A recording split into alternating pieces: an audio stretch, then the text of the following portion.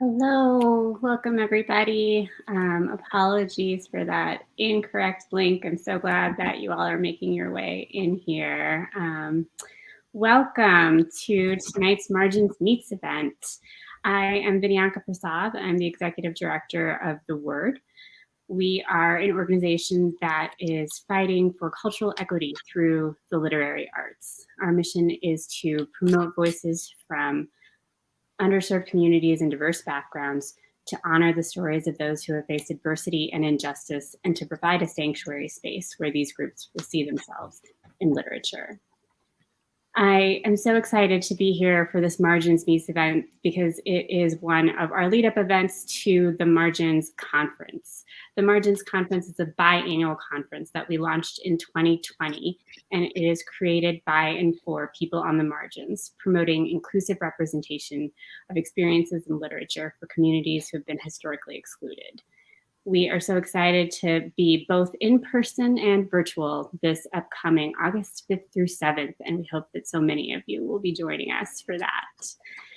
And it's not just 1 month that we get to celebrate Voices from the Margins. We're going to be doing it all the way up until the conference, starting with this event tonight. And so we're here, so excited to have our guests with us today, Manuel Aragon and Carleen Brice. We're going to talk a little bit about craft, collaboration, cultivating community and collectives, and the impact of literature. And I cannot wait also to hear each of these folks read from their amazing work. I'm going to first introduce our guests. So let's meet who we're speaking with today. First up, who will be reading first is Carleen Brice. Carleen's debut novel, Orange, Mint, and Honey, is the basis for the NAACP Image Award-winning Lifetime movie, Sins of the Mother, starring Jill Scott and Nicole Beharie. Orange, Mint, and Honey was also an Essence recommended read and a Target bookmarked breakout book. For this book, she won the 2009 First Novelist Award from the Black Caucus of the American Library Association and the 2008 Breakout Author Award at the African American Literary Awards Show. Booklist Online called her second novel, Children of the Waters, which is coming out from One World Ballantine, and is a book about race, love, and family, a compelling read, difficult to put down. Essence said of it, Brice has a new hit. Carleen is also the author of 2 nonfiction books, Lead Me Home, An African American's Guide Through the Grief Journey, and Walk Tall, Affirmations for People of Color, which sold 100,000 copies. She edited and contributed to Age Ain't Nothing But a Number, Black Women Explore Midlife. She has written for the Washington Post, the Denver Post, the Chicago Tribune, Poets and Writers, and Mademoiselle. She currently is the marketing content manager at the Denver Art Museum. Welcome, Carleen. Thank you. Thank you. Very happy to be here. Should I just go ahead and talk a little bit about what I'm going to read and launch into that? Yeah, let's do that. And okay. We will give you the floor. Okay. So I'm going to do something that I haven't really done that much, which is read from a work in progress, because those novels that, as you mentioned, came out so long ago that I'm not as, as attached and able to really get as excited as I can about, the current work that I'm thinking about. And so I thought I'd read from my novel in progress, which is a story that it's a dual timeline novel, takes place partially in 1955. And this scene that I'm going to read is about my 2 main characters who are going to apply for a job at a casino resort in Las Vegas, Nevada. And it is at a place called the Moulin Rouge, which is a real place that was the first integrated such place in Nevada at the time. So, and if I think of any other things that y'all need to know to know what's happening here, I will mention them. We walked through a carpeted lobby appointed with furnishings similar to the ones at the hotel we worked at. The place smelled new and expensive, of paint and furniture polish and big dreams. We entered the casino and lounge. Blackjack and craps tables filled the room, and along the wall, a long mahogany bar, and behind the bar, a mural of dancing showgirls doing the can-can, like in Gay Paris, only they were Negro girls. The room was bustling with people getting ready for opening night. I had never seen so many well-dressed, large, and in charge Negroes in one place in my life. Pretty black girls everywhere, dashing black men in suits and ties. The boss doing the hiring was black. Helen took us over to him and told him we were looking for work. He surveyed us for a minute, and before he could speak, Vera started swaying her hips ever so slightly, as if she was hearing sweet music, and broke out into a little shuffle. I could be on the chorus line. I can dance. Helen and I slid surprised looks at each other. Nobody had said anything about us being in the chorus line. Cigarettes, he said. Sir? Y'all gonna be cigarette girls. You know, sell cigars, cigarettes, chewing gum. You walk around with your tray and smile. He winked at us. My aunt wouldn't want me anywhere near anybody's gambling. Sir, do you have any other work we could do? Maybe in the dress shop or... Everybody in this place is being carefully selected, carefully chosen to make sure they are the very best at what they do. We hired waiters from the finest establishments in the country, recruited the most beautiful girls from New York, Chicago, St. Louis, Kansas City, Los Angeles for the entertainment. When a guest enters the Moulin Rouge, they're going to see that Negroes know just as much about quality as white folks, even more. We're going to show them we know all about hospitality and showing folks a good time, the best time. I could cook or clean. Helen grabbed my arm to shut me up. He chuckled. Leave the cooking to the French chef. And cleaning? Why would we hire pretty girls like you where nobody can see you? Back then, you took the job they gave you. Vera and I both wanted something different for different reasons. I knew enough to be quiet, but Vera tried again. She smiled her best come-hither smile and placed her hand on his arm. You said yourself we're pretty girls. People would love us on stage. I prayed she wouldn't start shaking her behind again. You barking up the wrong tree, sweetheart. Ooh, your mama was hot about that. I don't think Vera had ever met a man immune to her charms before. No, you'll see. You'll make good money out on the floor. He crossed off something on his clipboard. He pointed us toward a lady handing out uniforms. Carol, these here are our cigarette girls. He winked at me again. You got what this job takes. Give him those dimples and you'll do just fine. Carol walked over and sat a red pillbox hat awkwardly on my head, my ponytail getting in the way. The dimples are just the cherry on top, she said. Well, he loved that. Cherry. Ooh, that's good. That's real good. You should tell him that's your name. Take care of them, Carol. And he was off. Carol gave us our uniforms and told us what time to show up, and she too left. Take your hair down, Vera said. I did it even though I didn't want to. I had enough hair to pull into a ponytail, so that's how I always wore my hair. Bangs and a ponytail, like Josephine Baker. My little way of showing something off about myself. I had good hair and enough of it for a ponytail. God help us, that's what we called it if you didn't need a pressing comb. 10 years later, I would be chanting, I'm black and I'm proud, and trying to tease my hair into an afro. Vera had good hair too, but hers was shorter, more stylish. She wore it in a sleek cap of waves like Dorothy Dandridge and Eartha Kitt. Her hair framed her face, making her large eyes even larger and her full lips even fuller. She reached to tie the ribbon under my chin to hold it in place. Why so blue? I didn't know nothing about nothing, but I knew there was something sexual about calling myself a ripe red fruit. My aunt ever gets when I'm working in a casino calling myself Cherry. You see them dollar signs in that man's eyes when he looked at you, Vera said. She's right, Helen said. That's money in your pocket. Play your cards right, and you could be making $20 a night. Your aunt might like that. Vera gasped. $20 a night, Jean. I just about fell over. What we got to do for $20 a night? Helen chuckled. It's not like that. This is a legit establishment.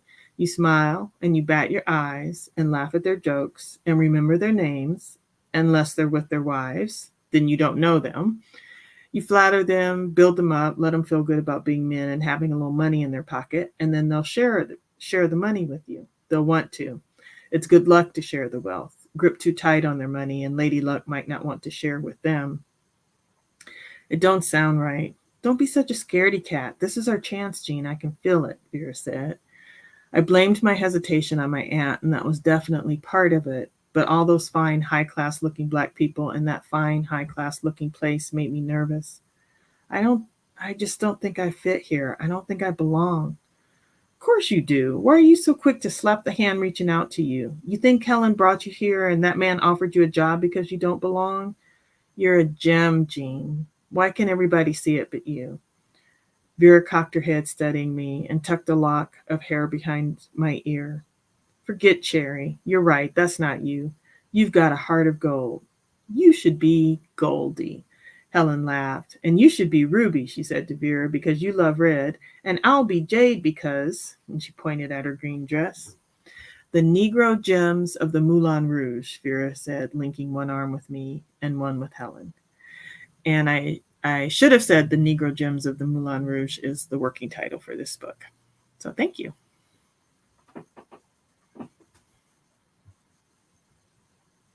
Oh, you're muted. Sorry about that. Obviously out of practice in my hosting duties here. But thank you so much for sharing with us. It's so special to hear the working title, the working in progress. Thank you for that. Thank you. And now Manuel is going to share with us. And let me also introduce Manuel for us before we get started.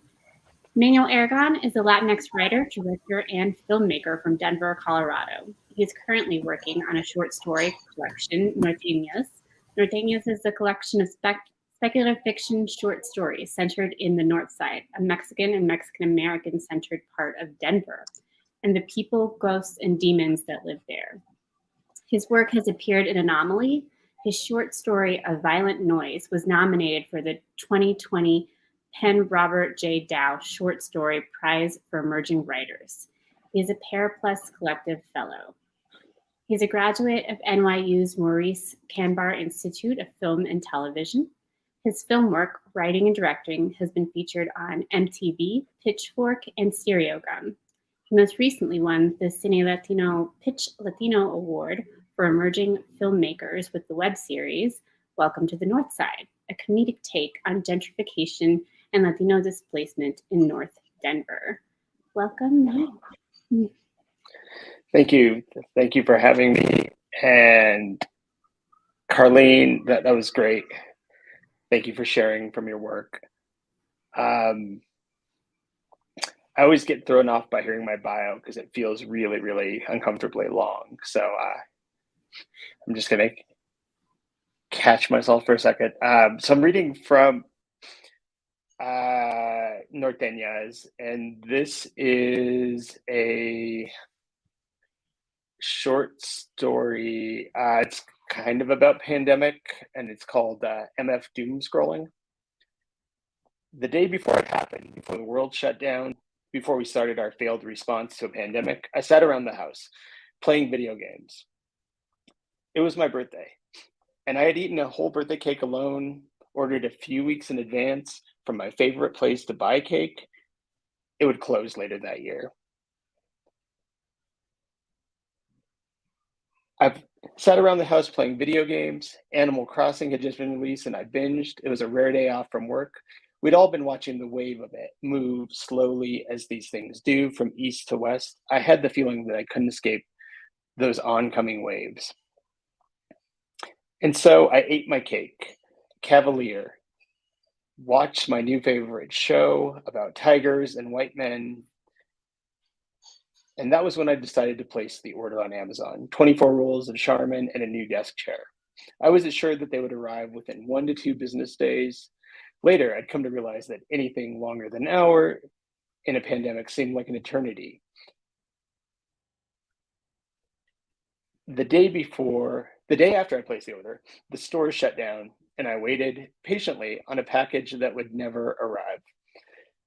The app notified me that it was on its way. My driver had to make a stop or two. His name, Alejandro J., the same name and initial of a cousin, a real cousin, not one of those Mexican cousins who were just close family friends whose connection you couldn't quite make when some white person would ask you, well, how are you really related?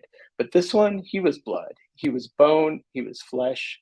We looked more alike than me and my brothers. We would tell people we were twins growing up, the type of twin that didn't match exactly. I can't recall the word for it, but still, we were twins because white people couldn't really tell you apart. The app said the estimated arrival window, 3:45 p.m. through 5:45 p.m. So I waited. Then I hit the gym, hoping to get quarantine swole, the new quarantine thick, or pandemic, as they said on Twitter. I worked out a bit, swiped through apps on my phone, ordered a meal. Package didn't arrive during my delivery window, but my real meal arrived 45 minutes late, cold, the worker wearing a mask. He gave me the minority nod, an acknowledgement of our shared relationship to the times, to the places that we called home, to homes that no longer existed, a nod to our shared brownness that others did not have between them. We nodded because the city had once been full of people like us, restaurants that we once owned, land that we'd been able to save up and buy just barely. We nodded because we knew all these things too well. And I'm certain that in some other universe, we could have switched spots, and I would have been delivering this to him in his apartment overlooking downtown Denver. Growing up, this stretch of land where I'd been able to buy this apartment had been old rail yards where we used to play, where we used to tag and meet up to skate the streets. One of those developers, with an eye on the future and ears firmly planted in the most important rooms in town, had decided that he could drum up the millions of dollars to convert this unpolished gem into the city of the future. And here I was, sitting in his reality. They had leveled the rail yards, scrapped the old postal facility that had been here, and now here we were. The driver, Isaias, I whispered his name because I knew an Isaias. I whispered his name because he knew me, and he said, "What's up, fool?" as we knocked elbow into elbow, not touching hands. I was nervous because I did not have a mask, embarrassed because I did not have a mask. I stood 6 feet away. We chatted for a few at first, exchanging pleasantries.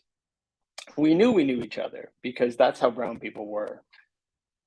"How'd you end up in a place like this?" he asked, pointing to my apartment. I know it had been hard to think that we could ever live in a place like this. I mean, my neighbors tried to firmly remind me of this anytime I tried to use the pool, go on the rooftop balcony, collect my mail, catch an elevator, or just be in space that they considered theirs.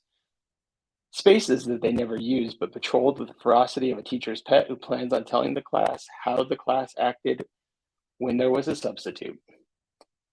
Well, when I came back from college, I rented a place down here. Shit, college? Good for you, hermano. You remember the post office that used to be here? My grandfather worked here. Really? Mine too. Look at us now. You want to hang out for a bit? Sure. He came inside and we chatted for hours, splitting my cold Chipotle burrito and the only 2 beers that had been sitting inside my refrigerator. We sat on the couch, chopping it up, shooting the shit. A news alert popped up on my phone. We had just passed the 50,000 dead mark. The president had warned about the potential impact of the economic collapse. I quickly flicked over to Twitter, and a friend had posted a meme with the words, "Will anyone think of the billionaires?" Yo, you remember that restaurant, Doña Fernandez on 32nd? That was my mom's place. I used to hang out there when I should have been at school, because Isaias' mom would let us sit and chill, keep us safe from police officers hovering around the block.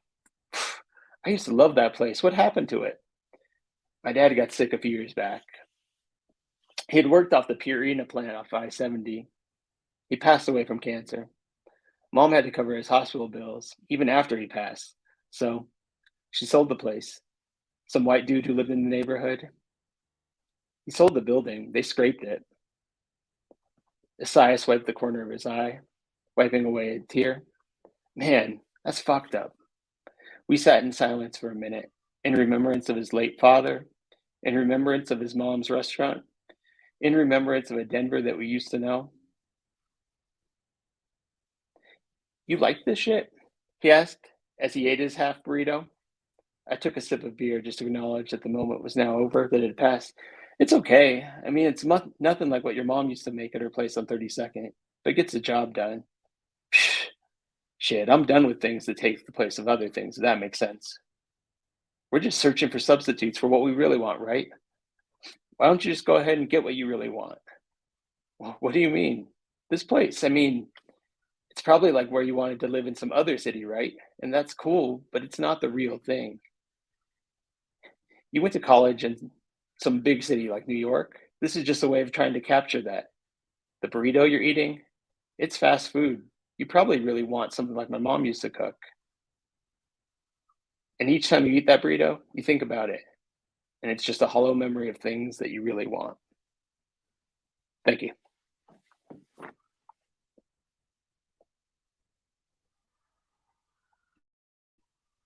Oh, I think you're muted.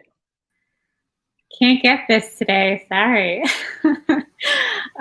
No, thank you. That was amazing. Thank you so much, Manuel. Again, I'm so glad to be here tonight to be hearing these works. You're sharing them with us as they're going on. That's such a special thing.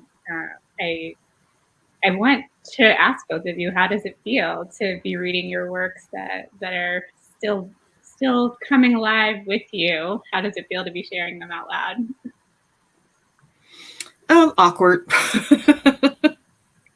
It's awkward, but it's also, I think it also helps kind of speak it into existence too.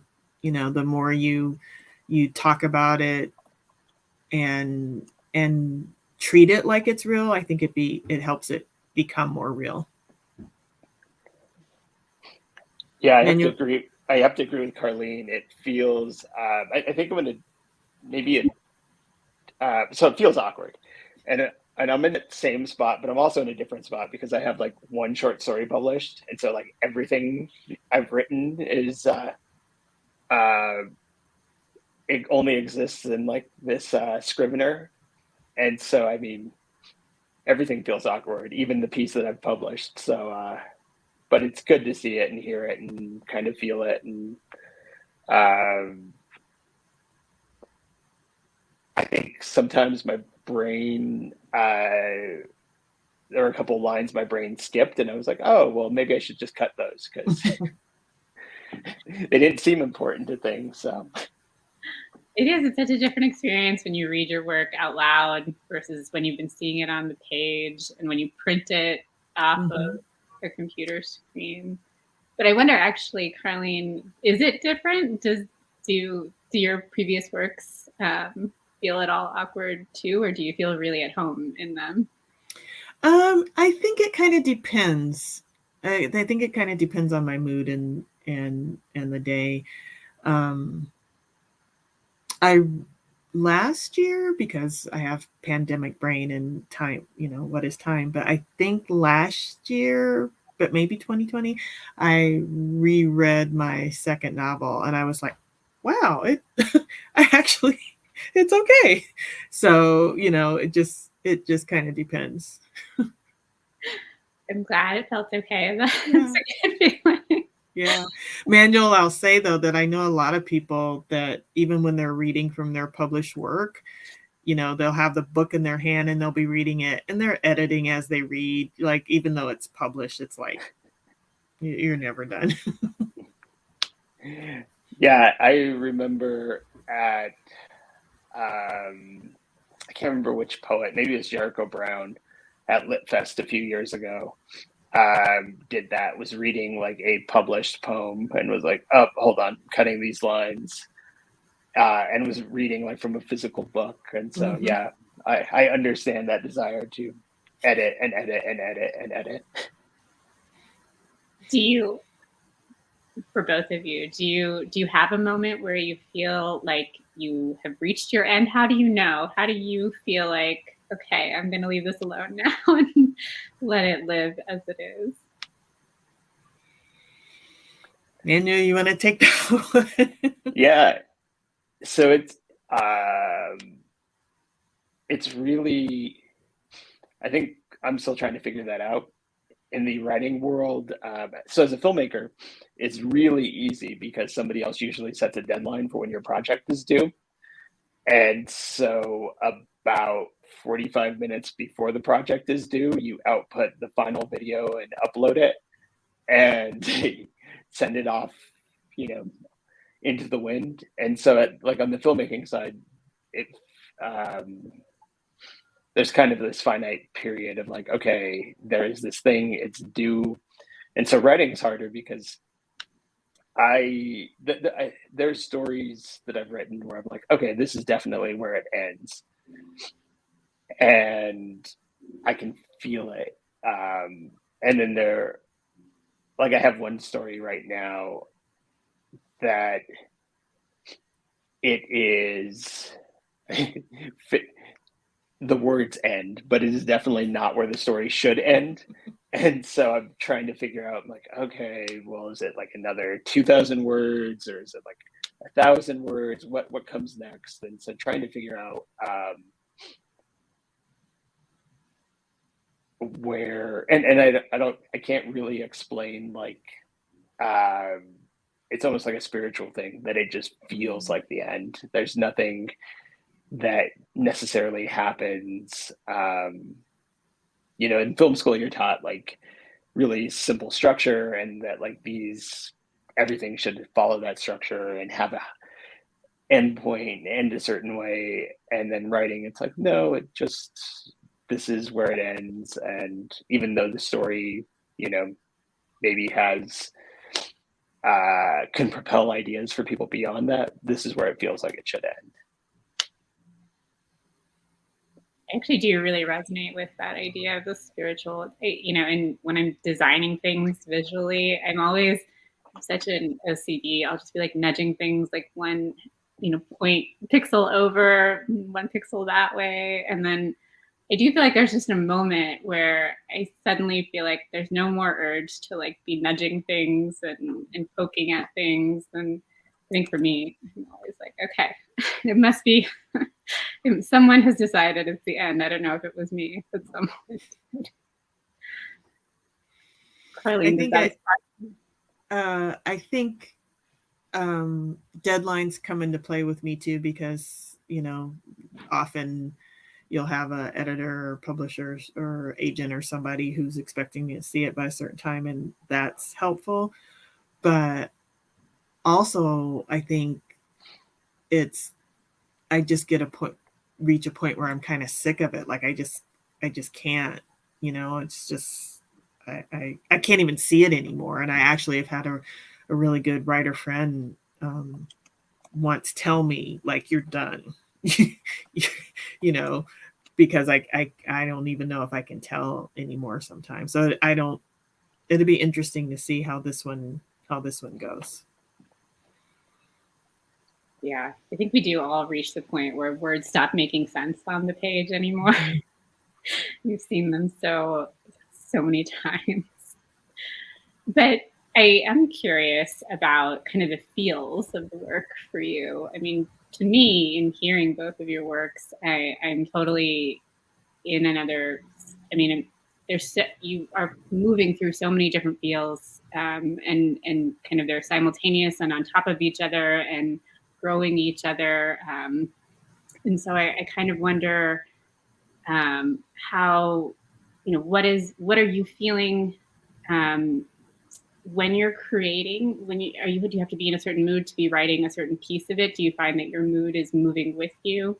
Do you come back when you are, if you feel like today I'm actually more in this, mindset of this scene? Yeah, I think I try to get in the emotional frame of mind that the characters are in the scene, and if I plan to write something that maybe I can't relate to at that moment, but there is something else, I'll move over to the something else. This particular book, I'm definitely not writing in order, just writing as things come to me, which is also going to be interesting when it comes time to try to say that there's a whole draft done. But yeah, I think and also I'll just start writing a scene, and then the feeling will come. Like I will be feeling that I will be typing and crying or whatever, because I'm relating to it. Yeah, I think I agree with Carleen. Like it's looking like being in the right headspace to capture those emotions, or the rhythm of how somebody's talking, or the rhythm of the piece. And it's one of those things that I think about it as somebody like when I was younger who played sports, and now like as I run, like when a run is a good run and it feels like a good run, and you like there's like this otherworldly experience to it, and when a run is a really terrible run. And same thing with writing. It's sometimes when you're writing session, you're trying to get to a space and you just know it's not great and you're not in the right place. I think for me, that's why it's been good I have, like, as a short story writer, so many short stories and things that it's like, okay, I'm not feeling the space of this story. Can I shift? Which one am I feeling? And can I slot in there and find that voice and that rhythm? And sometimes I can't, but it is good having those multiple projects to like try to slot myself into. Freedom, not overwhelming. Jumping back and forth. I wanted to take a second just to remind everyone who's here, if you have any questions, please be dropping them in the chat. We'll just kind of be taking them as we're going along. So please do be ready with any of your questions at any time. We'll kind of integrate them in as we're going along. But, again, back to the feeling of both of your works, they, I'm very much in a time and place with each of you in those works. And obviously community is a big piece of where those things are rooted. And I wonder, in your writing process, if you could talk a little bit, and, in general, you're both very immersed in art institutions and community. And if you could just talk a little bit about how your relationship with community intersects with your writing path and your publishing path.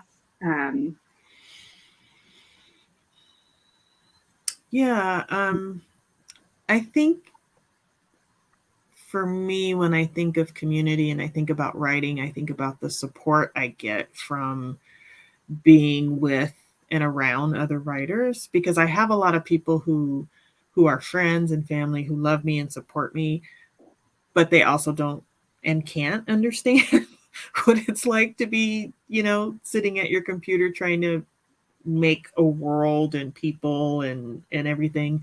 And so when other people can understand that and they can share, like fully share in that with you, it's just such a gift. And when they can share your frustrations and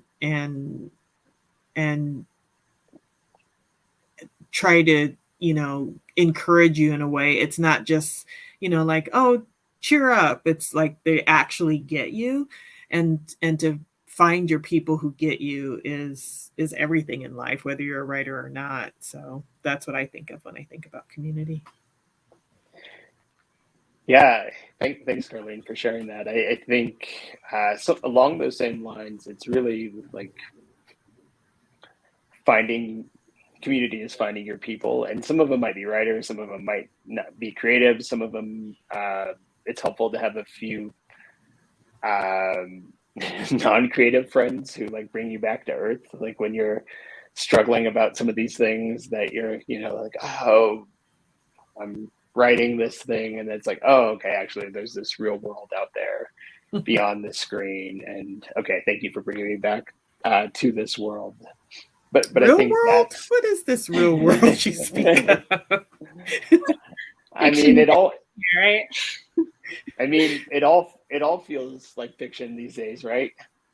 And its absurdity and over the topness and sometimes heavy handedness. But I think that's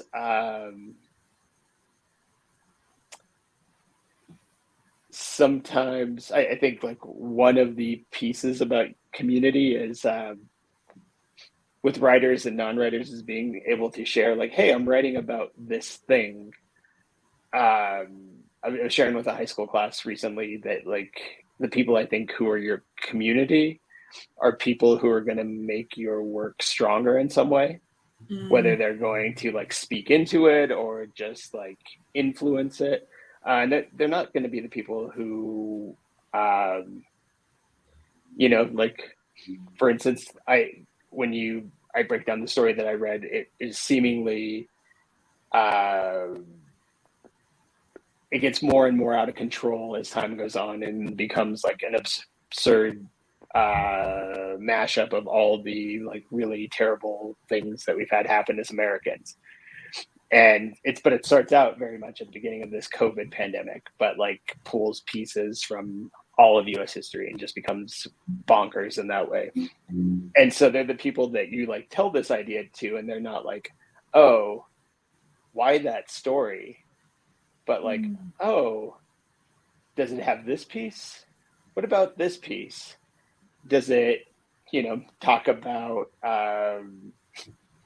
the redlining of our city? Does it talk about, you know, these things? And so I think that they're trying to, and that community is trying to build you, not break you down, because there's so many other people who are going to do that. So yeah, approaching your work with the sense of holding it rather than picking it apart or not even beginning to understand it, I guess.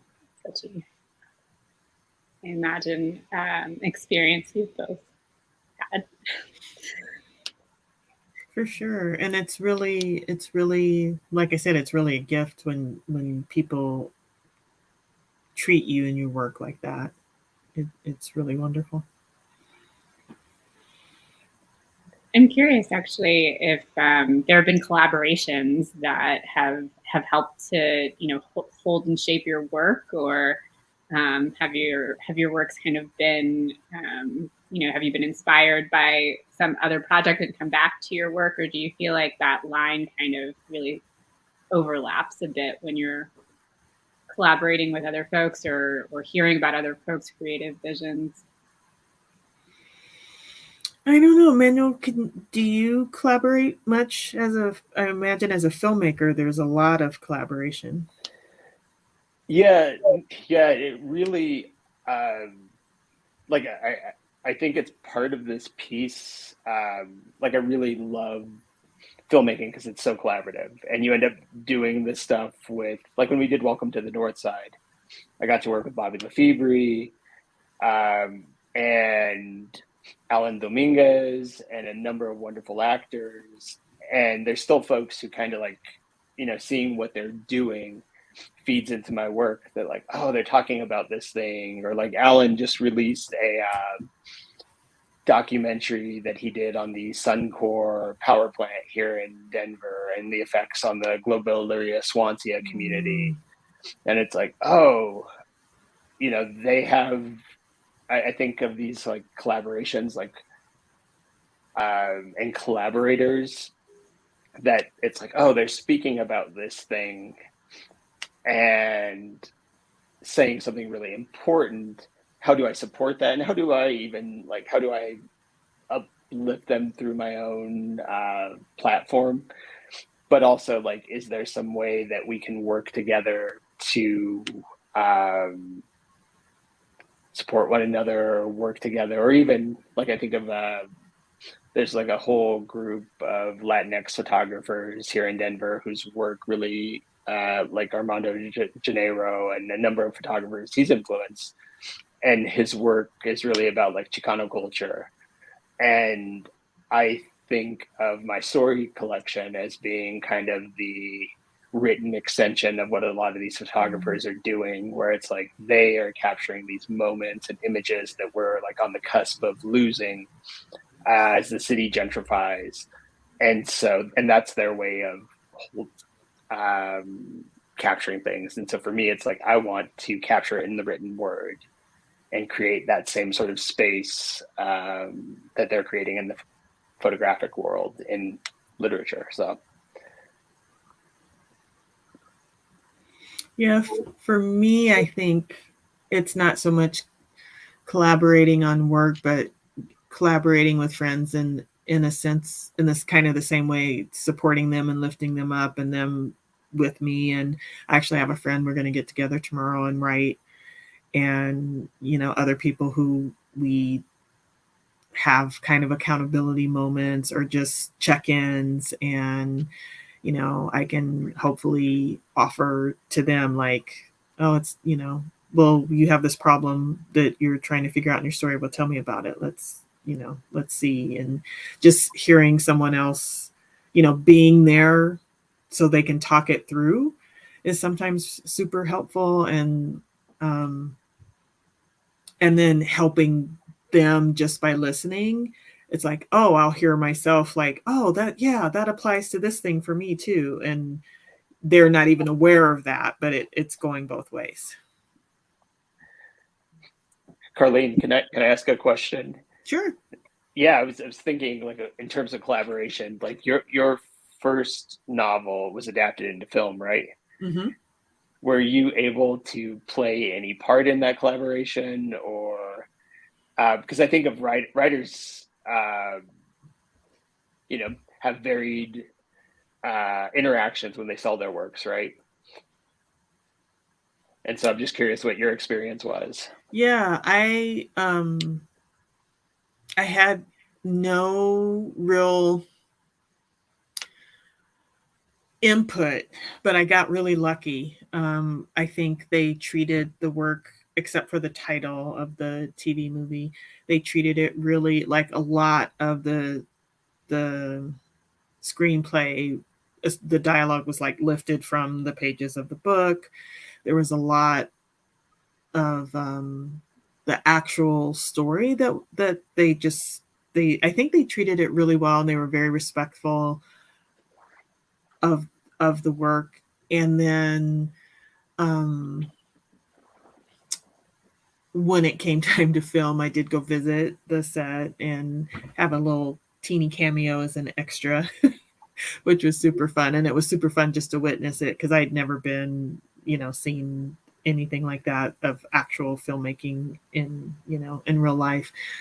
And everybody I met was super, super respectful. And Nicole Bahari, who played the daughter in the story, she did reach out to me on Facebook and let me know that she had read the novel. And, you know, I think everybody was really, really lovely. And I have heard so many stories where people weren't that fortunate that I know that I feel very, very grateful to have been that fortunate and to have enjoyed it that much. But I didn't, you know, like, nobody showed me like, here's the screenplay, what do you think? Or here's the casting, what do you think? It just was like, we've cut you your check and this is what we're doing. And I was like, okay. And it worked out. Was it like a bittersweet? I would just wonder if I would be terrified. It's like, I'm really excited about this check, but also I'm now I made a very conscious decision. I can't remember for sure, but I can't remember. I used to know. Maybe it was F. Scott Fitzgerald, or it was somebody who said that the deal you make is when you sell your book, you drive up to the wall in Hollywood and you throw your book over the wall and they throw you a check and you get in your car and you turn around and you drive away and you don't look back and you don't ask any questions. And I thought from that moment when, you know, we had the contract that it was first option, I thought, my book is always my book. They're not remaking my book, no matter what they do with the movie. If whatever they do, they can't change my book. They can't change my story. And so I just knew it was going to be two separate pieces of art and two separate entities, no matter what happened. And it turned out, like I said, that so much of the movie was so close to the book that I could feel proud about it and happy. But I had told myself, it's like, the movie is the movie, the book is the book, and there's nothing they can do about it. They can't take that away from me. I mean, I imagine it's a little bit like that with all of it, right? You put your book into the world and it's somebody else's after that, and they experience it the way that they experience it. Very much. Readers definitely have their own experience of it and will tell you to your face even that you're wrong about that thing that happened in the story you wrote. They have a very different take on it. And you're like, okay, well, you know. That is, I have to say that I've been a beta reader who has been guilty of some, not entirely you're wrong, but a little bit of like, are you sure that you're right? There is so much that the writer brings to it, just like I think like the viewer brings to it, or like when, you know, you're standing in front of a painting, you know, the artist is saying one thing, but if you're seeing something else, who's the artist to say you're wrong, that what you're seeing is, you know? So that's kind of how I have to take it too. You're reading these words, and I tried to craft them in such a way to say something, but if it means something else to you because of your lived experience and the lens you're looking at it, how I can't tell you you're wrong. It is kind of what they make of it, right? It is how they feel in it. Mm-hmm.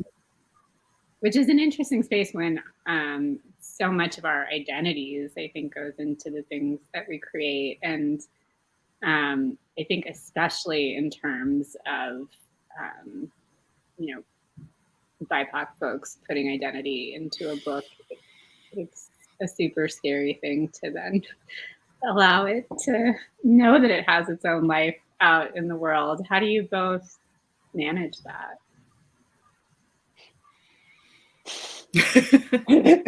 You don't? Is that kind of the Yeah, I think so I think one thing that I'm very, I guess, cognizant of as I'm writing, like I know, as much as I try to center Latinx experience, I know that there will be white readers who read this. And I think for me, one of the things that I'm trying to do is not reinforce, like I think of the North Side and Denver specifically, and some of the perceptions that white suburbanites had of the North Side of like the 90s and 2000s.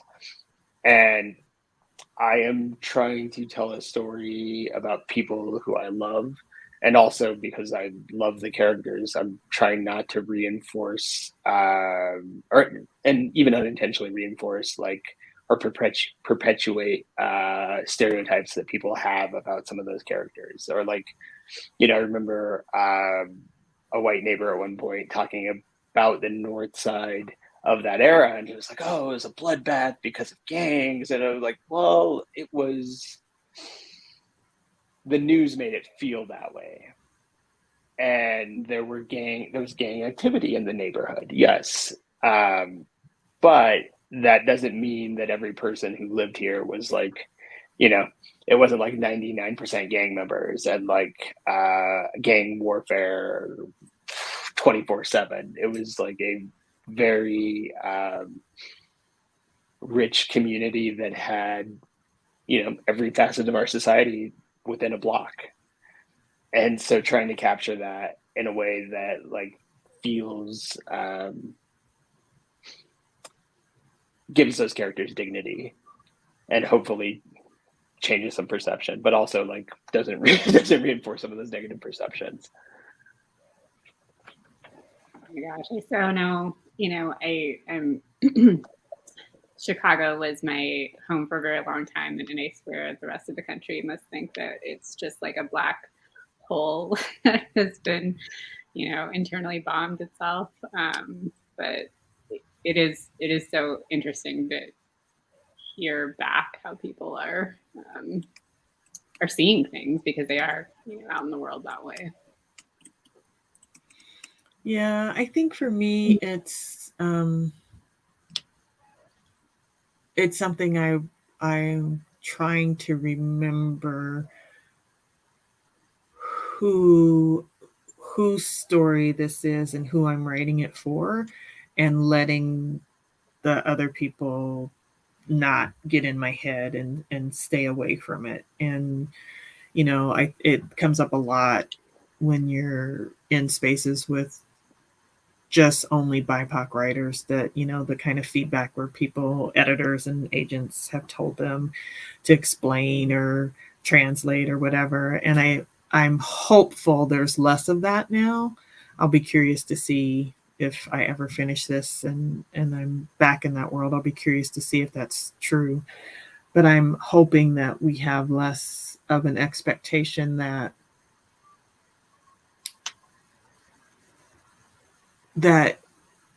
you have to make the story palatable for white readers when I know that there are things that Black women who read it are just going to get. I don't need to explain it to them. So if you make me explain it, who are you making me explain it for? Hoping that I won't get into that situation. We'll see.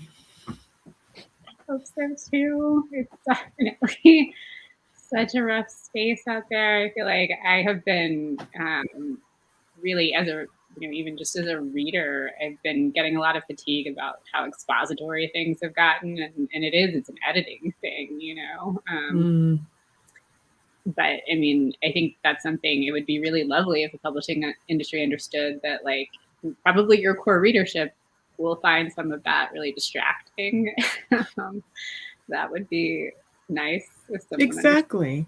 And all of us live in this world where so much of what we consume is about white people that we've become fluent in that. So let them become a little bit more fluid in the references and the and all of that. And I actually think with social media they are so much of the slang and pop culture stuff and with TikTok and Twitter and things like that. And it's like, well, that used to just be, Black folks or gay folks or Latinx folks or, certain communities. And now it's like everybody's using it. And so, who knows? I hope that might be the upside of that kind of appropriation, that maybe it will then make a space where there's some fluency, I think there is a TikTok video for everything, you can have it broken down for you at this point.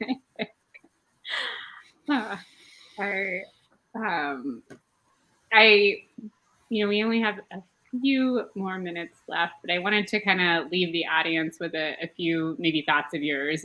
Especially, it sounds like, both your work is rooted in community and you are rooted in community. But how do you find it, and how do you know that you found the right space? And how do you go about building those relationships as they keep lifting you up? Well, I recommend the Margins Conference as a good way. In 2020, I was teaching class. Actually, Manuel helped me get on that gig, and I was teaching a class, and so many of the people had gone to the conference and were raving about it.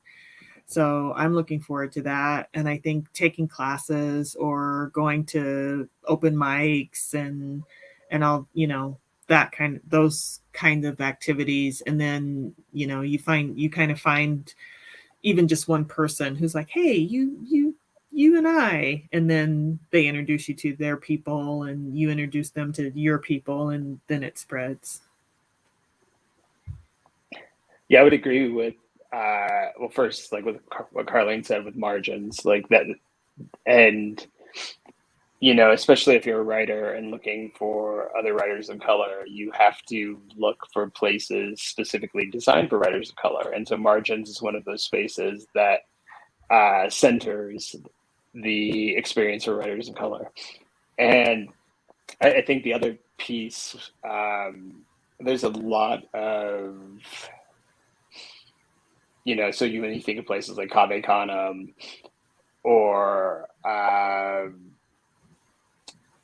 a few of like Penn Emerging Writer programs or things like that, a lot of those have shifted to virtual spaces, like Latinx and publishing. And so one of the good things over COVID is these programs that used to be just like New York based or California based or kind of existed they were like coastal existence, and like we didn't exist as writers in those spaces because we're here in Denver. The virtual options have become more open, and so folks can attend those from anywhere, and you can attend those readings. And I think, like Carleen was mentioning, TikTok and Twitter and Instagram, and those virtual spaces have spread into online communities that exist on like a Twitter or Instagram. And so you can find other writers like yourself who share your same values and community, and you don't have to be in the same city like 10 or 15 years ago in the same way. And so I think those virtual options are essential and necessary for us, and have they give us life as writers and as community. So I would look into those as well. Yes. Well, I very highly recommend the Margins Conference for anyone in the room. Truly, it is. I know for me, even being on the back end of it mostly last time around, and maybe this time getting to actually be in the programming a little bit more. But it was even magic just being on the back end, just to be with one another and seeing one another fully. There's no way to explain how much that really brings us life, I think. So one last question, and then we'll sign off. But one of our audience members asked, when are we going to see these works that you read for us today? When are they going to make it out in the world, do you think? Oh boy, it's Yeah. I'm in early it's early days for me, so who knows. Stay tuned. That is the answer. Yeah, my hope, I have one story that like so one of the things that like really got thrown off during pandemic were submissions. And so I had one story that been trying to get placed for I think like 18 months, and some of the places getting back to us, it's taking like 6 or 9 months or up to a year. And so my hope is, so with that said, my hope is that a couple of these stories will make it out into the world this year, and then within the next year or two, or probably within the next 2 years, that the short story collection would be out in the world as well. Well, know that you have an audience who is in anticipation, so no pressure, but but they're ready. We're ready. We'll meet back here in 2 years. Okay. Yeah. I like that progress report. That's a good deadline. In pandemic times, I think 2 years also is like the appropriate deadline for all things. That's what that works for me. Thank you both for sharing tonight, for bringing us into your space, and for the vulnerability of sharing these works in progress with us. It means quite a lot, and thank you for giving us a glimpse into those brains that are doing all these things together. Thank you. And Thank you so much who joined us tonight. Please do learn more about the Word at thewordfordiversity.org. And we hope to see many, many of you at the conference in August. And keep joining us, because we're going to have more amazing conversations like this all the way up and through until August. Have a good night, everybody. Thank you. Take care. Thank you both.